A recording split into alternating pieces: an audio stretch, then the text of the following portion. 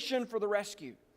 And so then Abraham had son Isaac, and Isaac had twins, Jacob and Esau. Jacob was chosen, had 12 sons. Jacob's name was changed to Israel. Thus, we now have the people of Israel. And the 12 sons became 12 tribes, and a nation was built. A nation was created. And God's rescue plan is going to be built on a nation, which was built on a covenant, the Abraham covenant. And so you have the 12 tribes. And then one of the sons was Joseph. And you know the story that the brothers sold Joseph to a caravan heading down to Egypt, and went and told their father Israel, hey, a wild animal killed Joseph. But Joseph went down to Egypt and made a name for himself. I mean, everything he touched, his reputation, everything was just so good. Potiphar put him in charge of his house. Potiphar's wife lied. He was put in prison. He rose into prominence in prison. The king asked for him to come to interpret a dream. Then he was put in charge of second in command of all of Egypt. A famine hit, a drought hit, and Israel and the tribes, the sons, needed to go ask for help because they were hungry because of the famine. Who did they go to? Joseph. And Joseph said, hey, what you intended evil, God intended good. And he gave them food, and they moved to Egypt. The people of Israel did. And so then they moved to Egypt. Egypt came in time, and they populated, they procreated. They took that verse, be fruitful and multiply, like to heart.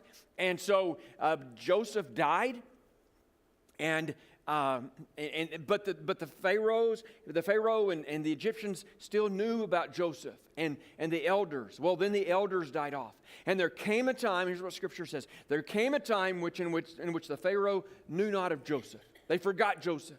As long as Joseph was in the minds of the Pharaoh, they treated Israel well. But when they forgot Joseph, they oppressed and enslaved Israel. And so now you have Israel slaves in Egypt. And they cried out for deliverance. God, deliver us. Well, God raised up a leader, Moses. Moses came and went before Pharaoh. Pharaoh let the Israelites go. They crossed over the Red Sea. And now they're wandering in the wilderness. All this is part of the rescue plan. While in the wilderness, God gave Moses the 10 Commandments. He set up the Levitical system, the sacrificial system, and that they were to bring an offering, a sin offering, a burnt offering. All these offerings was to help redeem and restore Israel back to God, and restore that rescue them back. They eventually crossed over the Jordan River back into the Promised Land, and they settled in a land, and the land was Canaan. The land was now Jerusalem, and that's where they put down roots. That's where they began to live as a people, the nation of Israel. You then went into Judges, and they wanted they were oppressed. They cried out for deliverance. God raised up a judge. The judge delivered them from oppression. There was peace in the land until they rebelled against God. And then God brought an oppressor. They cried out for deliverance. God raised up a judge. The judge came and delivered them from oppression. There was peace in the land until they rebelled. That's like happened 8, 9, 10 times. All this was part of the history, part of the plan. At the end of the Judges, they cried out for a king. Samuel's now on the scene. Samuel is a prophet and a priest, and they said, we want a king. We want a king. And God said, I didn't create you to have a king. I am to be your king. Theocracy. I am to be your king. No. We want to be like all the other nations. They have kings. They're secure. They're free. We want a king. And God said, but that's not my plan for you. But since you're crying out for a king, I'll give you a king. And so Saul, from the tribe of Benjamin, became king. He's not a good king. And God said, okay, I'm going to anoint a king, a man after my own heart. And not perfect, that's for sure. But so David became the next king. And so that's kind of where we ended. Now, why did I go back and rehearse and share that with you? Because it's the story of a rescue. And God created a covenant with Abraham, and then he created a people with Jacob, and his name Israel. And we have a people of Israel. And he gave them a Levitical system, a sacrificial system, part of the rescue plan. And he brought them up into now he has a king on the throne. And when he put the king, he didn't want a king, he put Saul on the throne, the king, tribe of Benjamin. That didn't work out. So now David is the king from the tribe of Judah. And a promise was made that there's going to be, the Messiah is going to come from the lineage of David. And so all the kings, we'll look at it tonight, all the kings from which the Messiah came is connected into this lineage of David, part of the rescue operation, part of the plan. But before we get to the divided monarchy, we've got to look at the united monarchy. Now, I've got to turn this on or it won't work. Okay, so the united monarchy is 12 tribes under one king.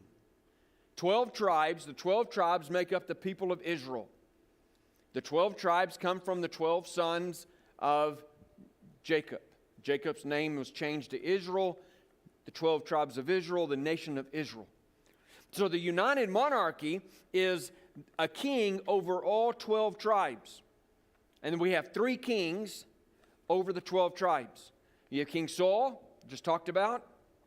David followed King Saul. And then after David, you have Solomon. They each reigned for 40 years. And so those are the 1050 BC to 1010 BC, 1010 BC to 970 BC.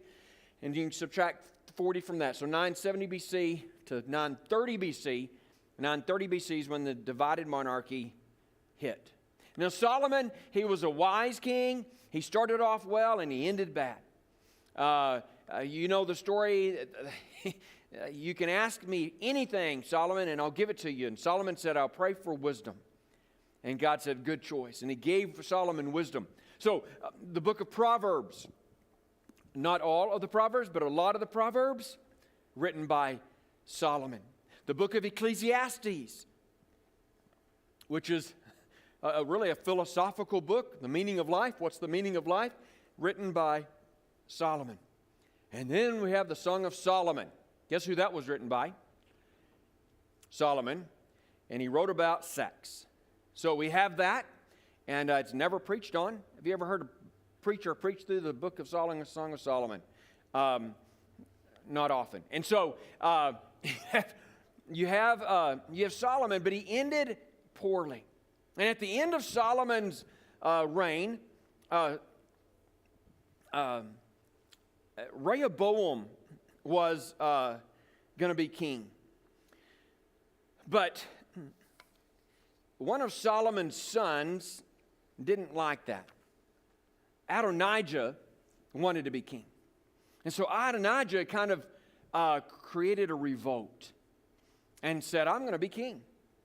And Solomon, in his old age, didn't have really a clue kind of what was going on. And Nathan the prophet came to Solomon and said, Solomon, let me tell you what's going on. Adonijah, your son, is claiming to be king. He's trying to usurp the throne and take power. And Solomon said, well, that's not good. That's not good. We need Rehoboam to be king. You know what? I just lied to you. There's too much history here. So Adonijah is David's son trying to take the throne. And David found out and said, no. Solomon is going to be king. And so that's how Solomon became king. Now fast forward to the end of Solomon's reign. And Solomon wanted Rehoboam to be king. When Rehoboam was king, he went to advisors to ask, how shall I rule as king? And the older, wiser advisor said, Rehoboam, you need to show some kindness to your people. You need to be more lenient to your people. And then he asked some of the young whippersnappers, what do you think I need to do? He said, you don't need to be nicer. You need to be more strict. You need to crack the whip, and you need to make sure they're in line. And so guess what Rehoboam did? He said, I think I'm going to follow the advice and wisdom of the young whippersnappers. And so he made life hard for them. Well, the people didn't like that. The people weren't happy about that. And so there was a guy named Jeroboam who kind of raised up and had some influence, had some leadership, and started leading. And the 10 of the tribes of Israel started following him. And so you start having a break in the kingdom. Solomon had the united monarchy. He was king over 12 tribes. But Rehoboam took the throne, and the people started revolting and rebelling. Jeroboam was a leader, had influence. People started following him. And so in 930 BC, the kingdom split. You had Israel, which was the king Jeroboam was the king, 10 tribes. You had Judah. Rehoboam was the king, Solomon's son, 2 tribes, the tribe of Judah and the tribe of Benjamin. So, let me look at this next slide. And so I've got it kind of divided up for you.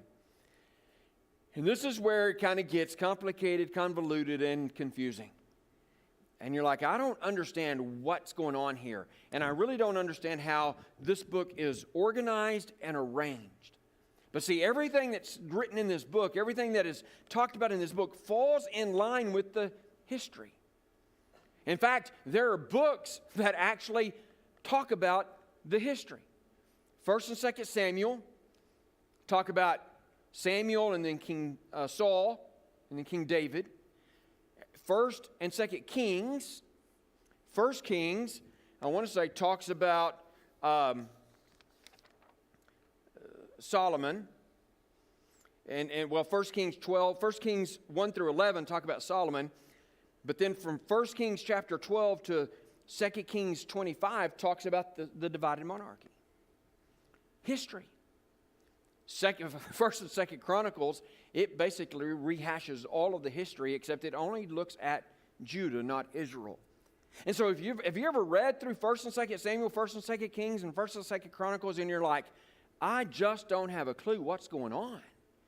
This is confusing. This doesn't make sense. This doesn't sound real spiritual here. Well, it's because history is being wrote out. History is being lived out. History is being written. And it's the story that God is writing about a rescue. And so we have this divided monarchy. We have Rehoboam. We have Jeroboam.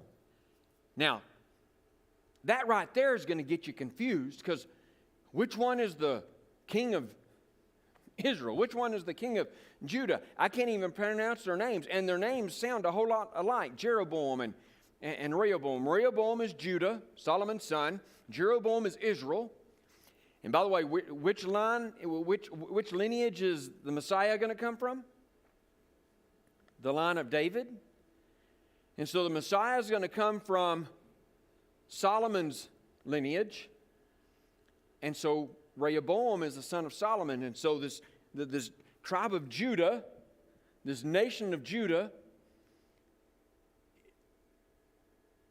which has Judah and Benjamin. David is from the tribe of Judah.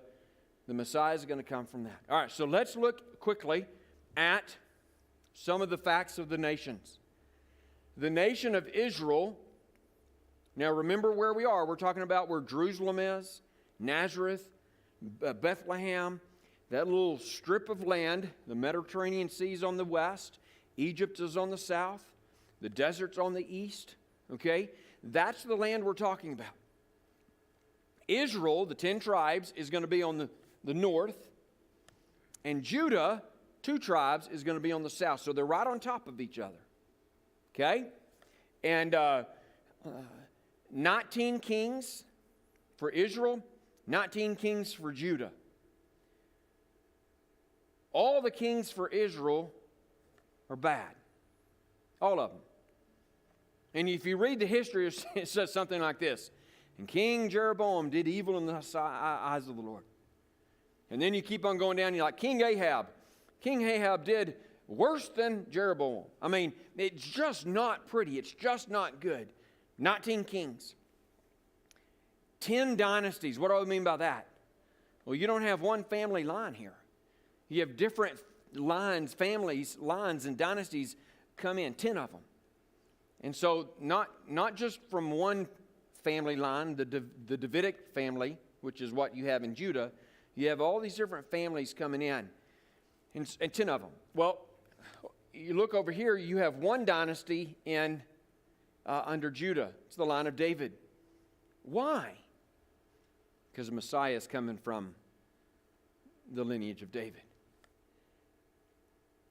Let me talk to you about Athaliah and Joash.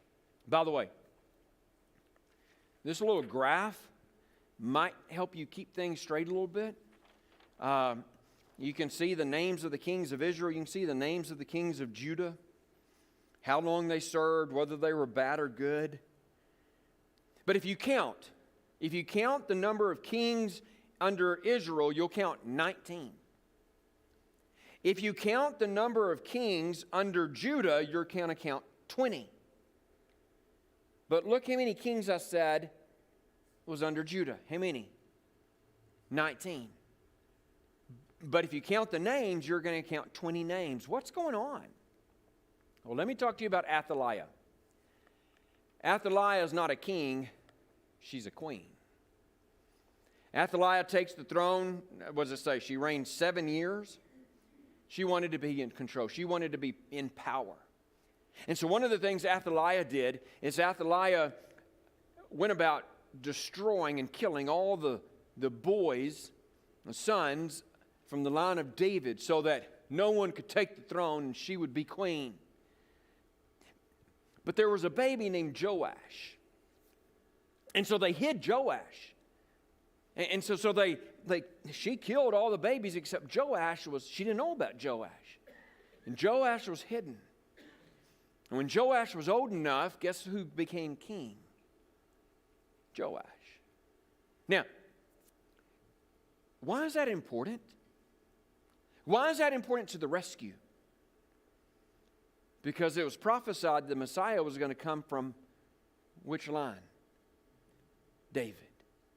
If all the babies were killed and there was nobody from the line of David and the storyline of David, the lineage of David to take the throne, what would that do to the line of David and the Messiah?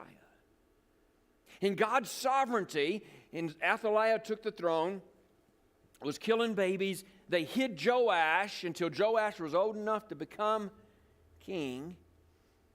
All of it was God's sovereignty saying, no. I told you the Messiah is going to come from the line of David. The rescue plan, the rescue mission, the rescue operation is going to come through the line and the lineage of David. Athaliah might try to say she's in control, but I'm going to make sure history is going to be true to the promises I lined out. And so there's 20 names. I love that story because it shows us God's sovereignty, that God's in control. And if you looked in the history of Judah at the time, you would not have said God's in control. All these babies being killed. Athaliah, queen, is taking the throne by power. God, where are you? God, I don't see what you're doing. I don't see how you're going to keep the rescue mission in play. Because Athaliah is killing everybody. And God says, what you don't see, I see. And what you don't know, I know.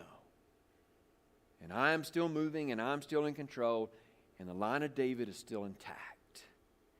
And so Joash became king. I love the story. All right, so Israel, all bad kings. And in 722 BC, Assyria came down, attacked Israel, defeated Israel, destroyed Israel. They're like, Israel's no more. So the 10 tribes are gone because Assyria annihilated them. So from 722 to 586, there's not two kingdoms and nations, there's just one nation. Because Israel, the northern nation, is done, gone. Now, Assyria is defeated by Babylon. And when Assyria is defeated by Babylon, they take control. And in 586, they come down and fight Judah. And they defeat Judah. And when they come down and fight Judah and they defeat Judah, they don't annihilate them, they take them captive. So they take Judah back with them to Babylon. It's known as the exile. And so Judah now is in exile in Babylon, and they're there for 70 years. Now, this is not like Babylon comes down and in one big event takes all the people back to Babylon. Actually, it's in 3 different trips. The first trip is some Hebrew teenagers. You might know them as Daniel, Shadrach, Meshach, and Abednego. They took the best of the best. Well, that was the first deportation. Well, Babylon comes and takes 2 more, but eventually defeats them and takes them. So that is the history. We're not done yet, but that's the history of the divided kingdom. Look at this page. Look at the outline.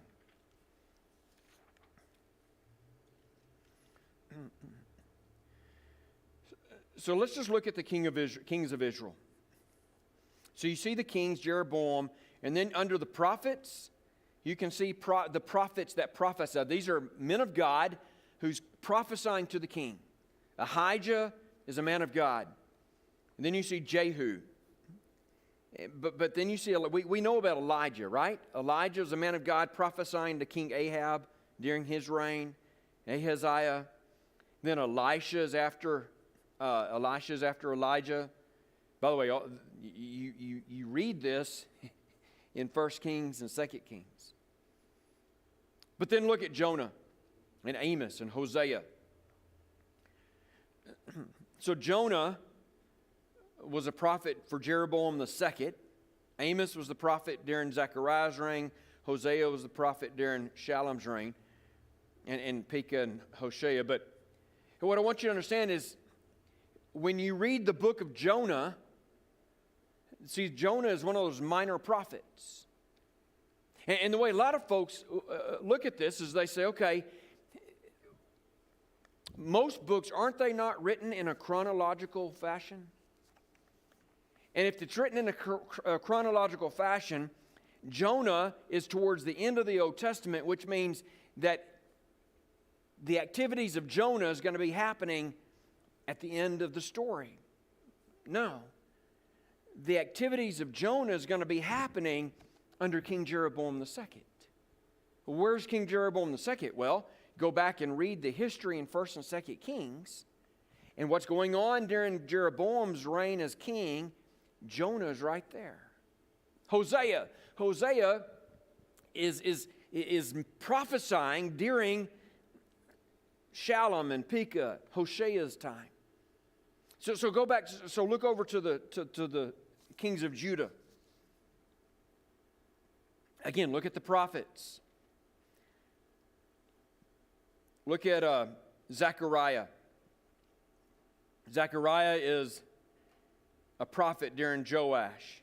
Isaiah is a prophet during the King Uzziah. Micah, Nahum, during King Jotham's reign. Understanding this, I think, is revolutionary when you approach Scripture. When you're reading Isaiah, we need to understand where Isaiah fits into the history of Israel. What king is Isaiah prophesying to? Who? Is Isaiah a prophet to Israel, or is Isaiah a prophet to Judah? It's all in the Scriptures. You can read that and find that out. But that's the storyline of Scripture. By the way, all of this is part of the rescue mission. Now, I hate to ask this question, but are there any questions? Got it? Understood? clear as mud? Probably.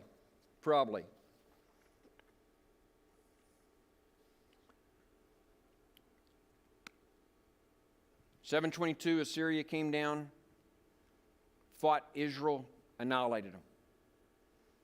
No more.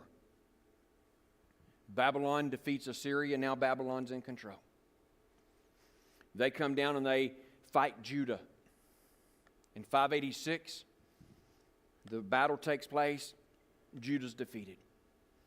But instead of annihilating them, they take Judah back with them in captivity to Babylon. And they lived there for 70 years. The exile.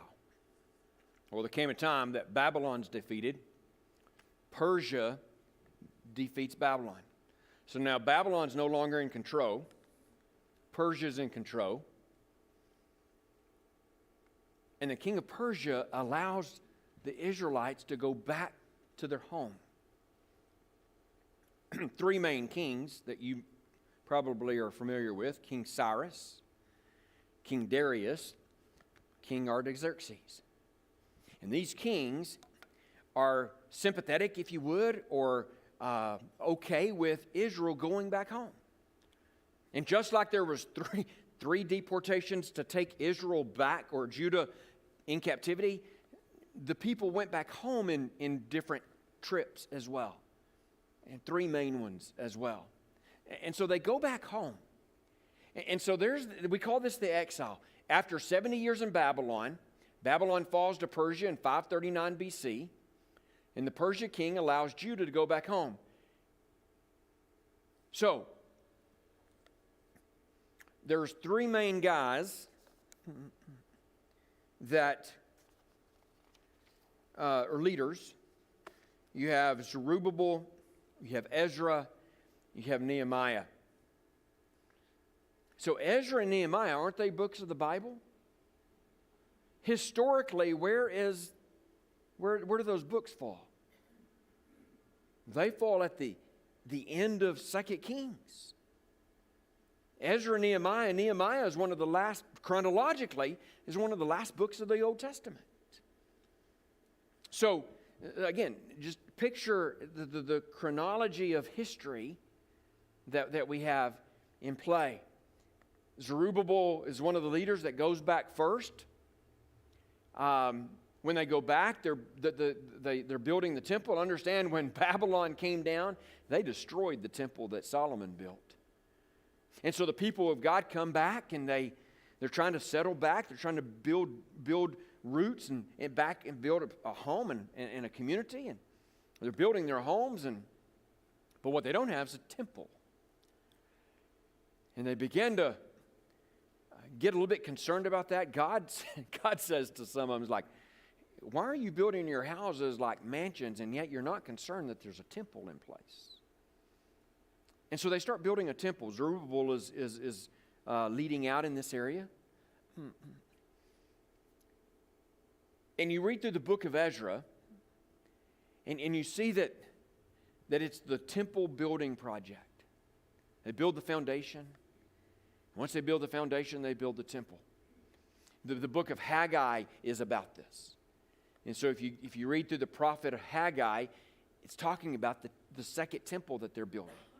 What's interesting is it's not as big and magnanimous as Solomon's. I mean, can you imagine Solomon's temple? David set aside the treasury, and gold and money was thrown at this building, and they built it up, and it's been destroyed. And so now you're just trying to rebuild a temple so you can worship at, and it's got a smaller foundation and smaller dimensions, and it just doesn't look as good as the first one. And the people notice it, at least the people who remember the first temple to the second temple. And they start complaining.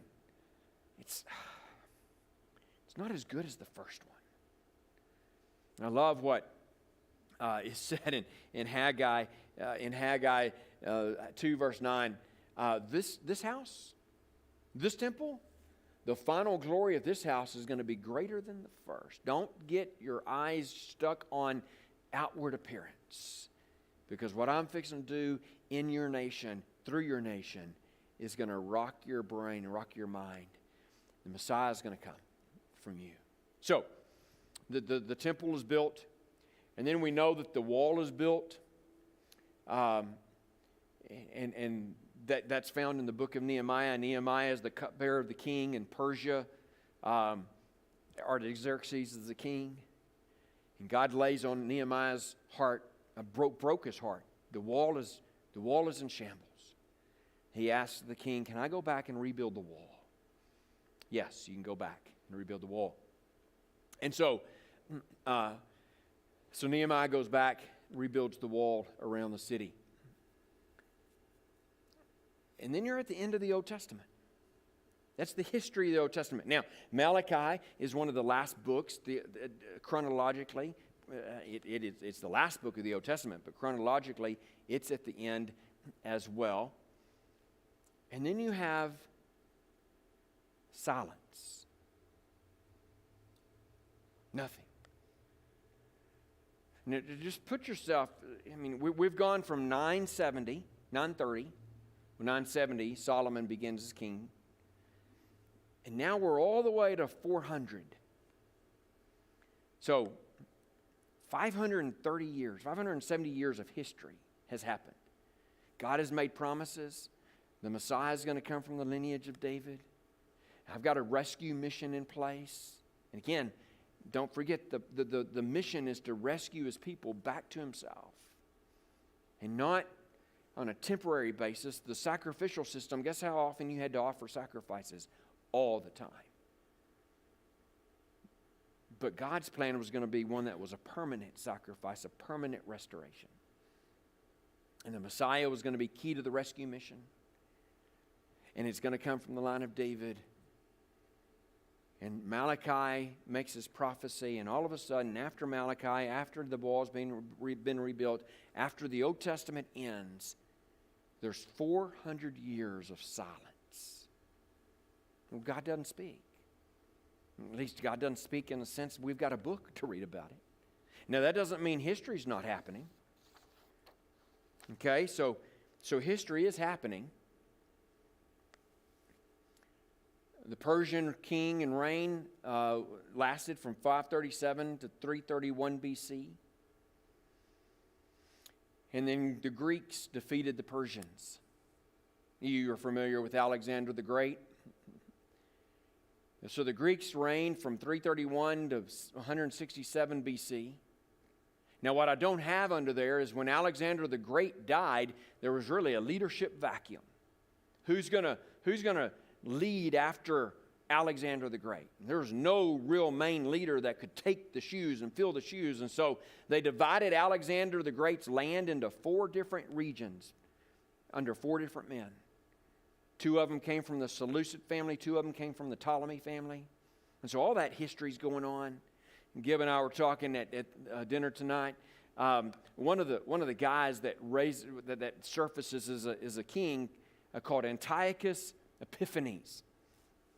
He's also known as Antiochus IV. And so he is reigning, and his rulership is over Israel, over where Jerusalem and the people of God were staying. So he's over them. He's king over them. He didn't like them. He didn't like the Jews. He didn't like Israel. And so one of the things he did is he took a pig. You do know how the Jews were receptive of pigs? They weren't. He took a pig, he slaughtered the pig. He took the blood from the pig, and he went inside the temple. And he took the blood, and he spread the blood from the pig on inside the temple, the walls and the altar. You can imagine the reaction from the people of God. This event from Antiochus Epiphanes and Antiochus IV is known as the Abomination Desolation. This was the straw that broke the camel's back. They'd had enough.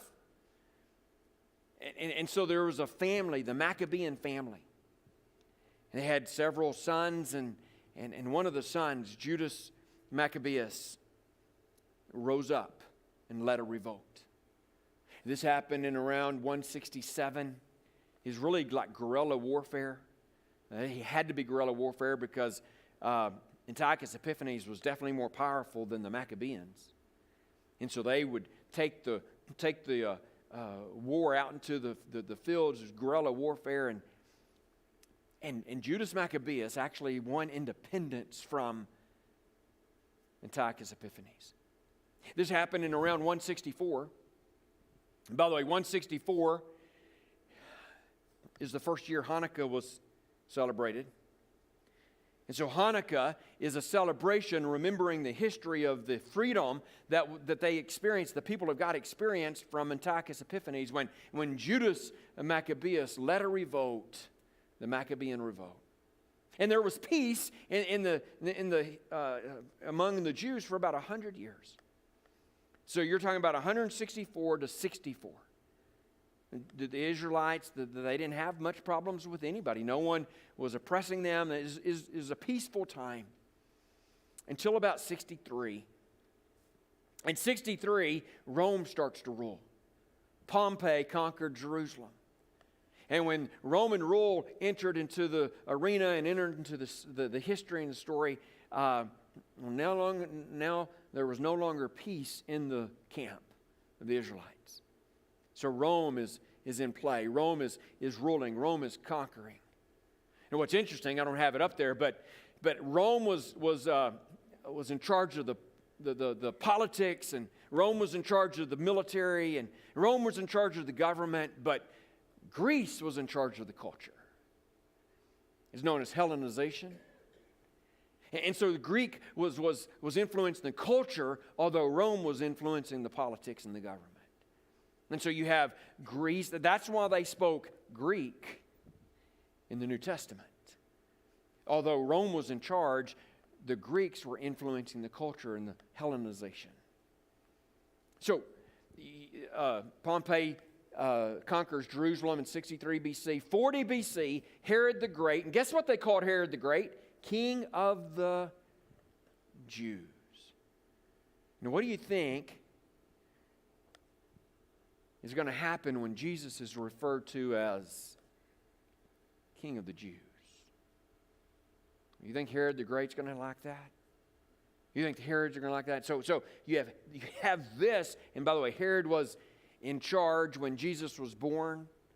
Herod the Great died, I think, in 4 BC. 2 years after Jesus was born. So if you're doing the math, Jesus was not born at 0 BC. I know that's going to mess your history up. Scholars think that Jesus was born 6 BC, around 6 BC, because we know Herod the Great died in 4 BC.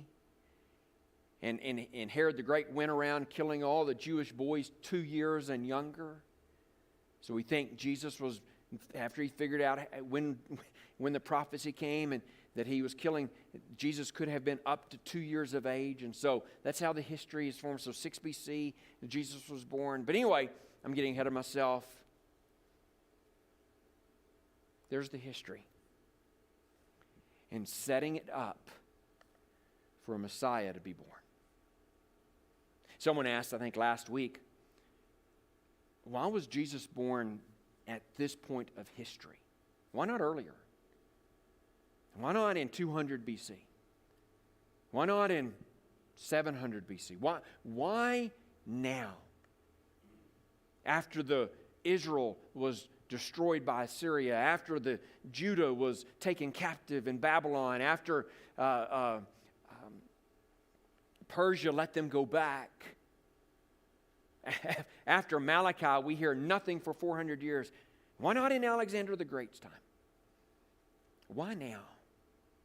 Scholars believe that the reason it was now, after Pompey, after Rome had taken in charge, is because there was something called the Pax Romana, the peace of Rome. And so there was peace over the region. Rome also put in a pretty good road system so they could travel on roads. Pretty good maritime ship system.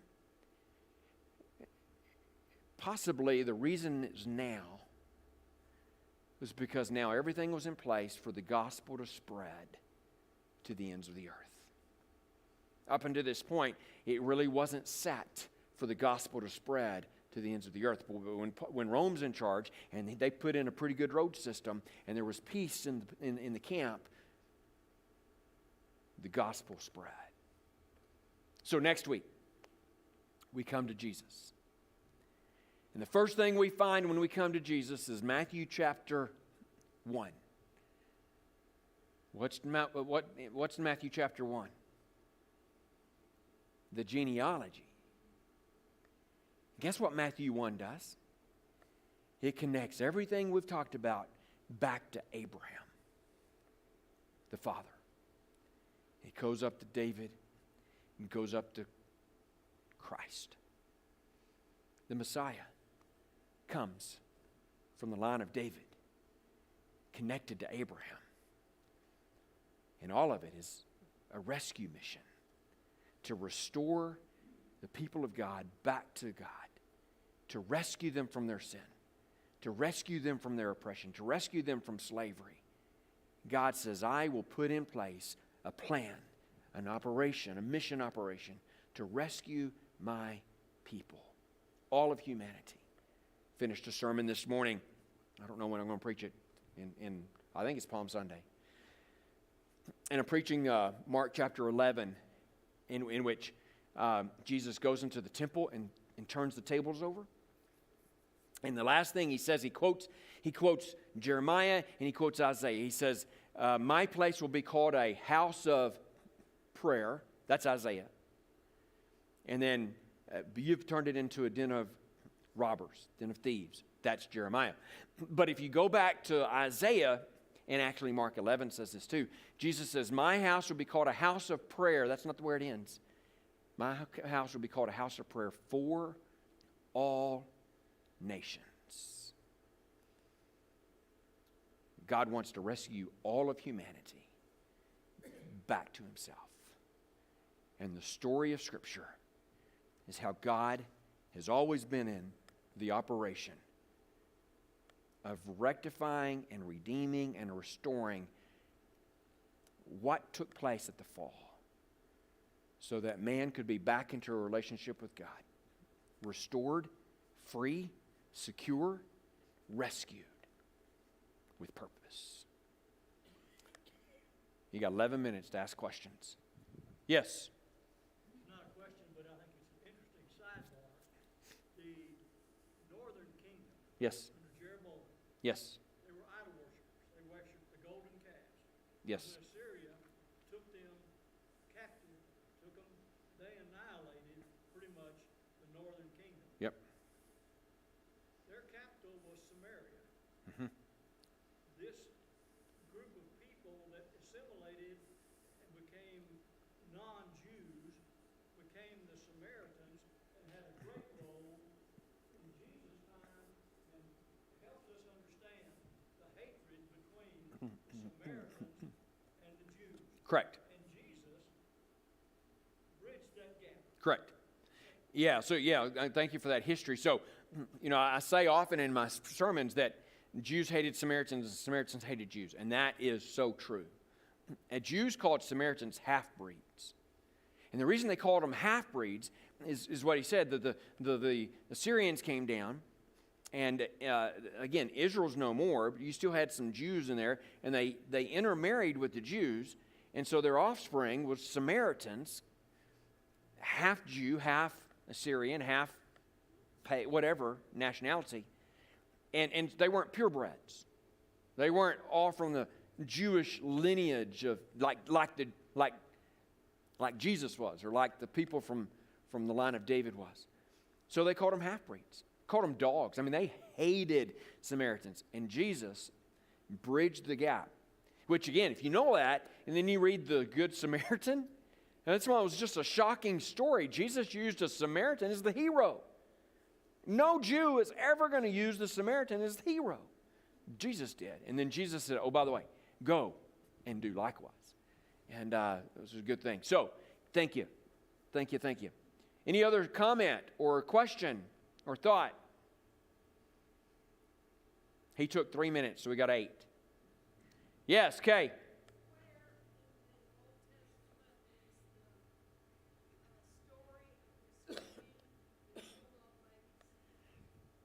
I don't know. It's in Kings. I do know that. Well, it might be in Chronicles too. Chronicles, 1st and 2nd Chronicles, retells the history. So there's a lot of overlap in Kings and Chronicles. And you're reading this and you're like, I've read this before. I've read this before, and you have a lot of times. First and 2nd Kings has to do with the history of everyone, Israel and Judah.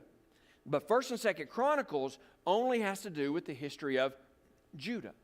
So you don't have the 19 kings of Israel in 1st and 2nd Chronicles. You just have the kings of Judah. And so I don't know. Let me see if I don't think I put it down, but I can find it for you pretty quick. 2 Kings. 2 Kings 8. Try that. Google is a wonderful thing. Huh? The concordance is a wonderful thing. All right, any other thoughts? And by the way, as you know, I have broad brushed this whole thing. I haven't looked at any king. I mean, there's some of these kings are some great stories in King Ahab and Jezebel and Elijah on Mount Carmel, King Hezekiah and the Sennacherib. I think Sennacherib was a king of Assyria, came down and surrounded Jerusalem. And Hezekiah goes and prays before God. And because Hezekiah thinks they're toast, they're done. Prays before God. The next morning, there's 186, don't hold me to that, 186,000 Assyrians dead. Guess what Sennacherib does? He gets up and goes home. So you have stories like that, King Uzziah and Isaiah. I mean, just so King Jehoshaphat. So you have all these kings, and some of them were good. Those typically were good. King Asa was good, a good king. So I didn't have time to go through the stories, but the whole principle of the history is God is writing the story of a rescue mission in the king of Judah, from the kingdom of Judah. Okay, anything else? So we went through all of the Old Testament in 4 weeks. And we're spending 2 weeks on Jesus. So we're going to spend the next 2 weeks on Jesus. The last week, so not next week, but the week after next, is going to be on the Passion, the crucifixion that week. We're going to spend a whole week on one night on that. So, and then the church, and then the return of Christ. So those are the next four studies. Let's pray. Father, thank you for your man.